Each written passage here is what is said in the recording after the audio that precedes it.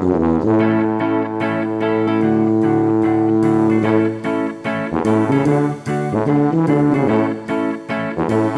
everybody, welcome to the Double Snuff Podcast, where we're double the host, double the topics, and double the fun. I'm Dan. I'm Sarah. I'm Charity. Hello. And today we're talking about one of my favorite topics, movies. Yeah, me too. You had sent an awesome list. It was Variety had done a top 100 greatest films of all time, as sort of as a celebration for over 100 years of film. And I didn't even realize Variety. They said they were around for like 117 years, so that's pretty crazy. Yeah, so they've been around almost as long as film has. Yeah. Mm-hmm. But I think if the article said this was their first time doing like a full roundup of 100 films. Right, because I think like AFI has like the kind of definitive top 100, so it was interesting to get another take on it.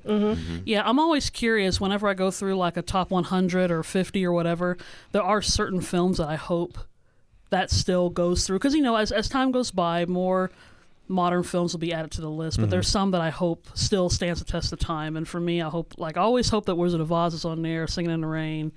I know there's always been some controversy with Gone with the Wind, but that's always been up there, and Citizen Kane. Those are kind of like the ones that I kind of hope always stay on there as the rotation goes. I think there's something about those films specifically that has a bit of a classic, timeless appeal to it. So what about you all in terms of just filming in general?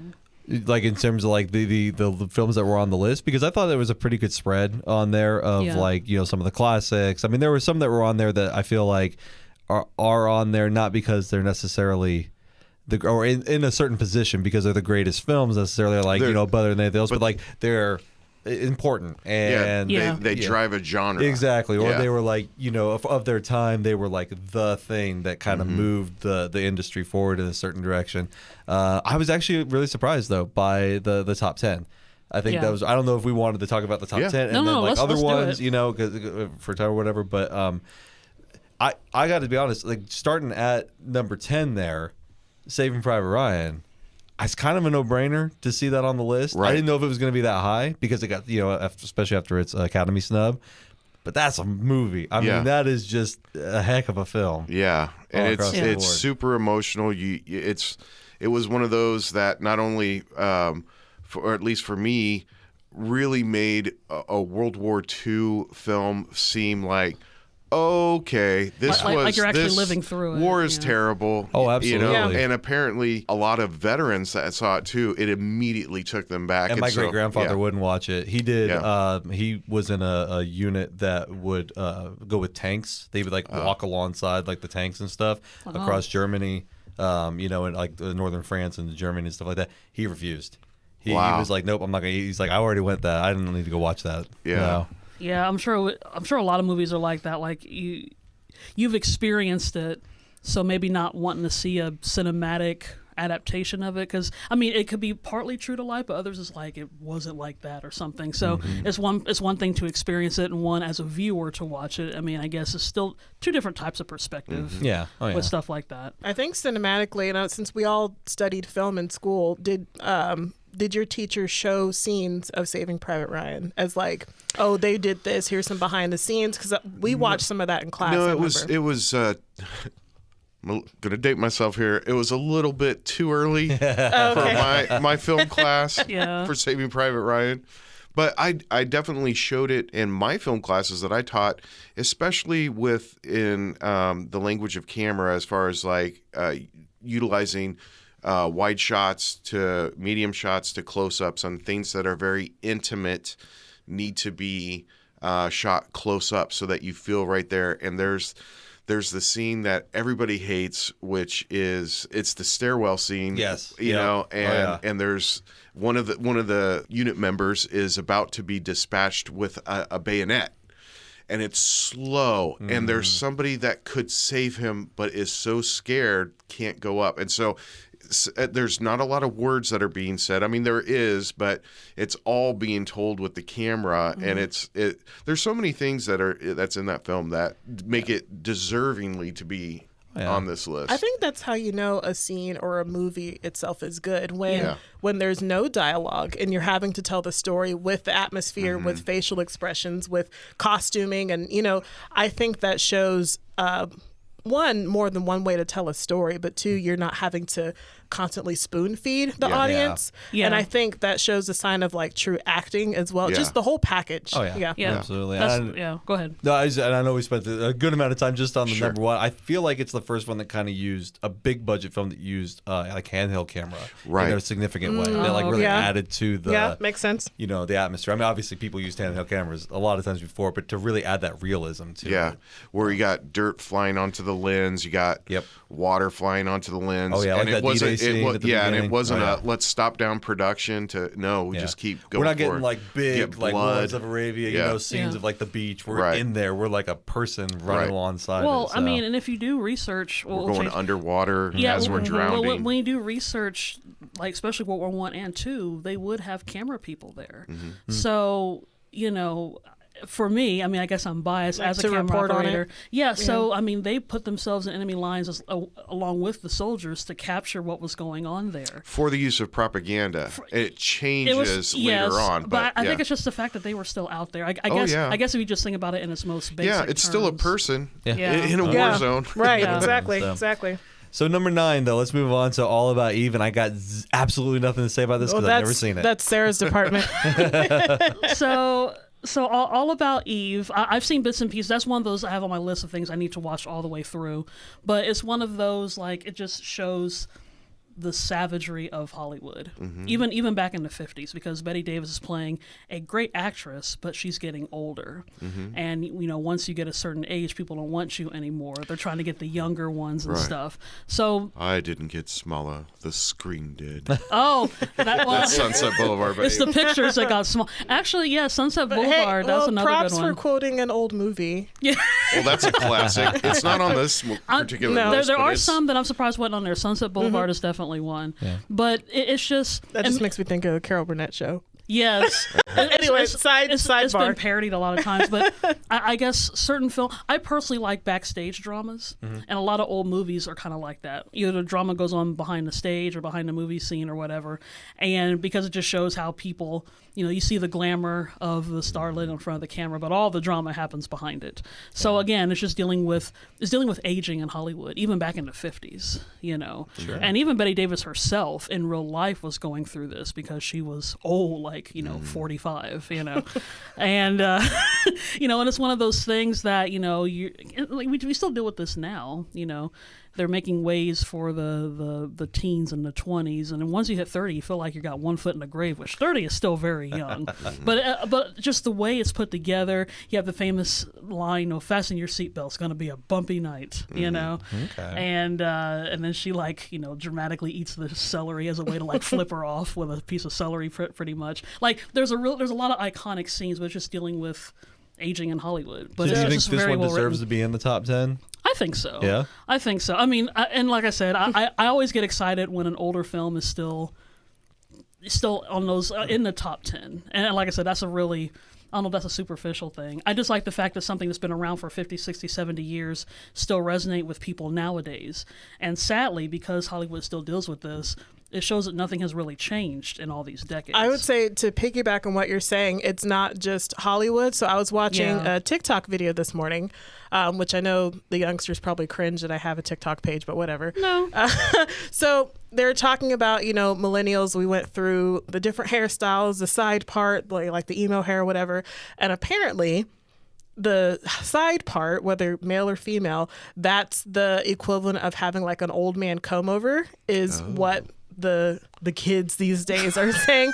And so it's just funny that the topic itself from All About Eve, I think everyone's experienced that, because as we're crossing over into being older adults, I guess, however you want to phrase that, it's like, oh, okay, it's weird because I've never been old before, so it's like I don't know how to handle that sometimes. We're still not old. We're just not 20 No, but anymore. we're older, and so Yeah. just seeing what's ahead and like just society, how we're still kind of in the middle, so we're not completely in-betweeners. like over the hill yet, but people are like, oh well, you're starting to lose your hair, see a few gray hairs in there, oh you got a gut, you got that old man dad bod, Why are you looking at me? Unbelievable. No respect. No respect. No respect. Her eyes just wandered and landed What's on your you, TikTok Alan. handle? You're about to get some comments. That's right. So, well, they have plenty of older films in this list because the next one is even slightly older. It's A Wonderful Life. Yes. I mean, this is obviously a classic. I haven't seen it in years. I remember liking it, but I really don't. It's a classic. It's just a classic. Like, I don't feel like I need to watch it a bunch because I know all the scenes and all the big beats and everything. I watched it in December, and like I grew up watching this movie, so I knew the whole gist of it. Like I can quote some of the lines, but I think this past Christmas was the first year watching it as an adult and feeling the feelings and like it is one that as you revisit throughout your life takes on new meaning, which certainly makes it deserving of its placement. But it's the timelessness of films like that that how it speaks to you at different points in your life. I mean, really speaks to how almost moving into the realm of sacred, as far as it starts to take on different meanings as you're going through your life. Yeah. Well, I don't think I realized how old George Bailey was supposed to be. He was like 30, early 30s. Well, I mean, like just watching like the beginning of the movie where you see him as a kid and then, wanting to get the suitcase, like he's going to finally go off into the world and then aging into a father. Like, I don't think I realized that, he's had hopes and dreams his whole life that he never got to really achieve, And so, like, there's just moments where I was just like, oh no, like I remember sitting on my couch and I was like, I can't handle this. I don't remember feeling this way before. I will say It's a Wonderful Life is another one. I've always watched it on TV, but I finally got to watch it on the big screen. I want to say about 2 years ago because the Orpheum Theater played it during Christmas. Actually, I think they played it. That's always a good show. They played it in 2022 as well in the theater, and I had never seen it on the big screen. Everything always has it always looks different on the giant screen, the way it was intended to be. But man, and I never... In the past few years, I've gotten more emotional watching films, but goodness, the very final, to my big brother George, the greatest man in town. Oh my gosh. Like, I actually started crying. I had this big lump in my throat, and I had never gotten emotional watching that before. I was like, oh, what a great ending. But yeah, I think kind of like what Charity was saying, maybe now that I'm an adult and I've experienced some of those emotions that George Bailey did. I didn't cry at the end, but I got mad when they lost the money. Oh, with the uncle! I was just like, no, that's wave your fist in the air. That's the part where George Bailey was kind of stupid because he knew how absent-minded he was. But anyway, movie's got a movie. But yeah, that just got me emotionally. It's another one where I kind of was trying to look at these, especially these top 10 of as a whole, right? In the filmmaking, the acting, the direction, the story, everything like that. Yeah. And this, like I said, I'm not super fresh on this, but I feel like this one is in the top 10 almost more for Jimmy Stewart and like his acting. Could be. Yeah. Not that there's anything wrong. I mean, it's a fine movie. I think it's a good movie. I think it's got a good story and everything like that. But Jimmy Stewart's just an amazing actor, and I feel like he gives a great performance in this. Well, and you guys were talking about World War II earlier. That was his first acting role after the war because he actually enlisted, so he had stopped making films for a while until the war was over. So that was another thing because he wasn't sure. Like he used to be like the typical awkward boy next door kind of thing, but after the war, he had changed the American persona of how movies are. So that movie itself was a bit of a turning point for not only him but how society was in general. And but it's also a Frank Capra film, and Frank Capra was a famous director of kind of like Mr. Smith Goes to Washington and Meet John Doe. I think he did that one, but he did a lot of like The Average Joe, Defying the Odds in the good old American way. So maybe that's another reason why too, because Frank Capra did a really good job in doing those kind of films. The all-American guy is able to come out on top. Sure. He goes through a lot of adversity, but he does it. And actually, he did a couple other movies with Jimmy Stewart too, so they had a really good rapport with each other. Nice. So here we go. So I guess we'll go ahead and move on to number 7. This is the first one I feel like is maybe not deserving to be in the top 10 that we've come across, that I've seen anyway. It's 2001: A Space Odyssey. It's a great movie. I'll tell you why I think it's deserving, and it goes back to like what we were talking about, being pivotal in its genre, because in this with 2001, what you have is a more realistic depiction of the environment that the story is taking place in. So up until this point, space is kind of relegated to like B movies, like Flash Gordon. It's very kind of goofy. Very campy and goofy, and then all of a sudden it's very existential. to be able to, and in talking or listen, I haven't talked to an astronaut, obviously, but in listening to anybody that moved outside of Earth's atmosphere, gone past the stratosphere, and looked down on the Earth, it's immediate. It's so moving for them that it becomes existential, and as to, okay, what does all this mean, and where are we going with all this? And that's pretty much what the movie encapsulates. It also is a prophecy on what man can do with technology and how it can come back to bite you in the butt. Right. Yeah. I know. This was one of the first films I watched in college for one of our film analysis class. Mm-hmm. And I had no clue what was going on. Yeah. Yeah. You know, and me, I'm a big fan of actions speak louder than words, but I feel like for this, I needed a little more words.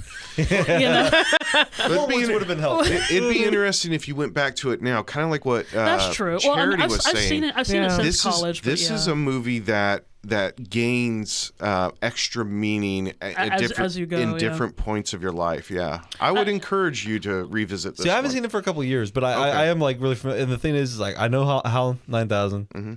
That's really about it. I mean, him and Dave, that whole thing. But I don't know what the story is of 2001. Okay. I don't know what the narrative is. It's different vignettes because it kind of starts with like creation, like the very first, and then we go into the prime.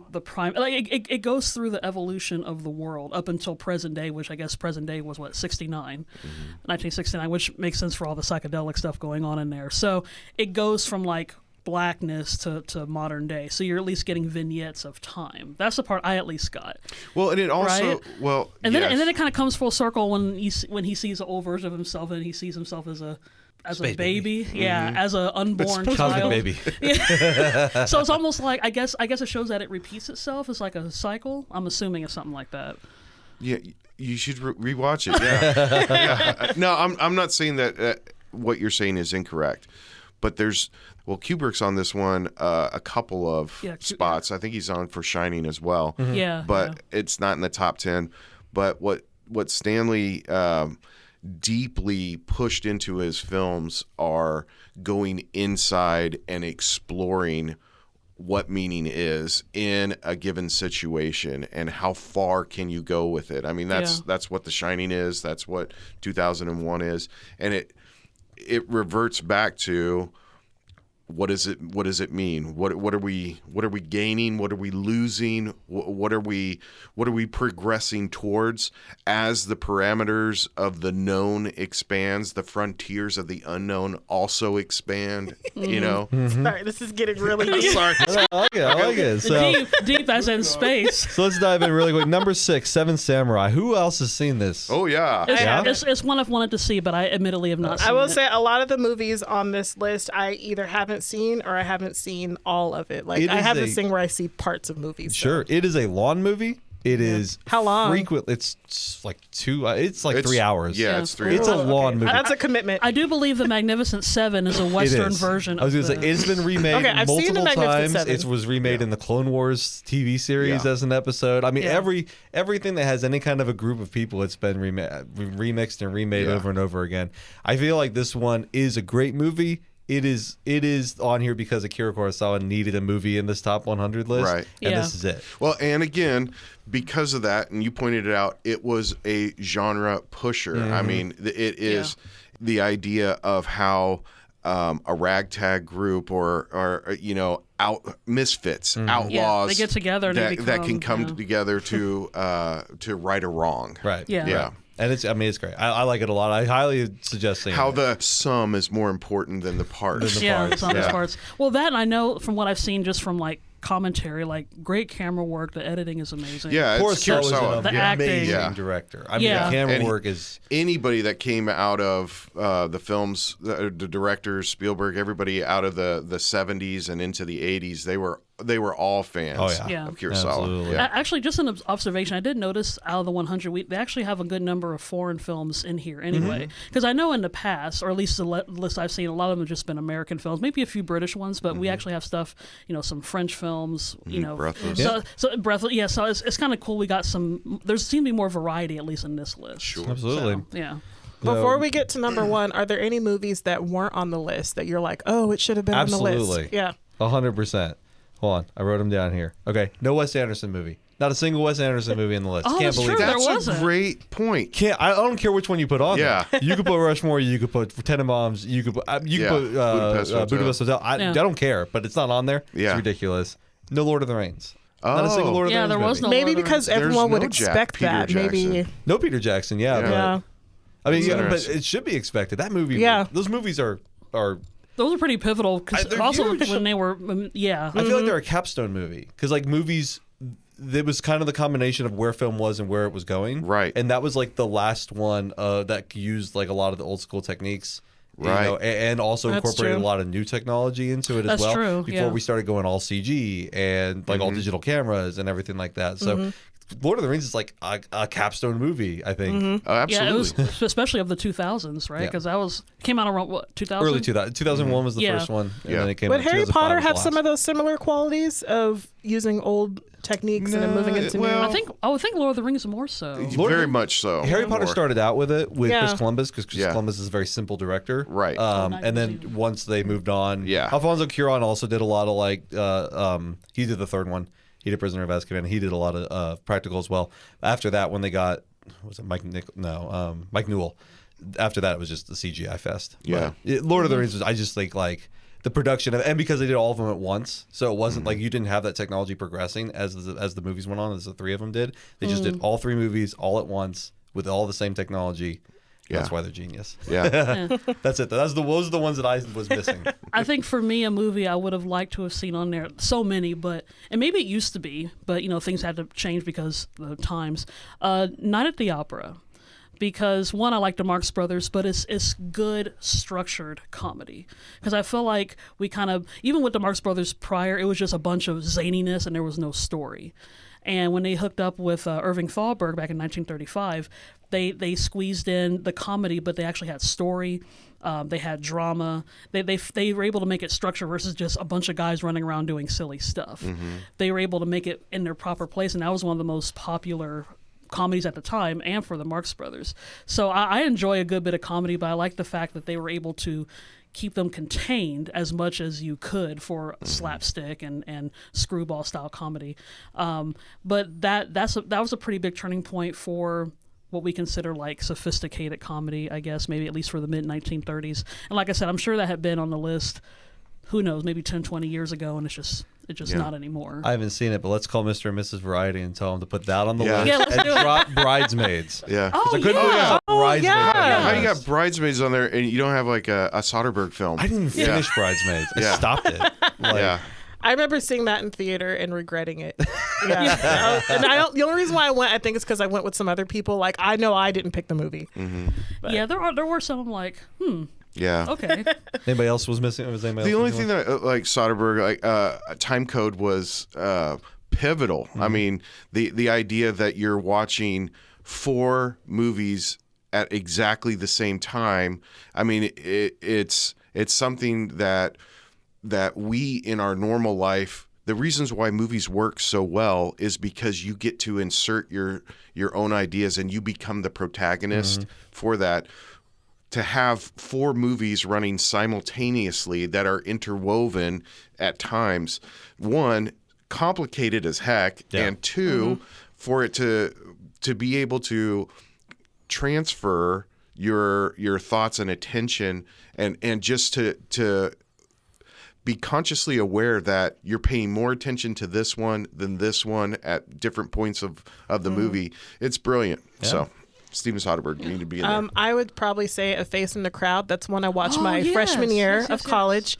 And for one thing, it just shows the diverse roles that Andy Griffith is able to play, of him being like, Versus just a stupid, like the stupid country bumpkin, like his comedy that he's known for. And then by the end of the film, he's very haughty and prideful, and just the way that it ends with him screaming out Marsha's name, like, it just shows, this is the other side of Andy Griffith. Yeah. But I will say, from my many years in the media, I have seen that happen. Yeah. Yes. And so that's sort of almost like Twilight Zone, like, this is a real thing, Yeah. Yeah. So I would add A Face in the Crowd to the list. There's always things that we could throw in there. I can't believe French Connection wasn't in there as well.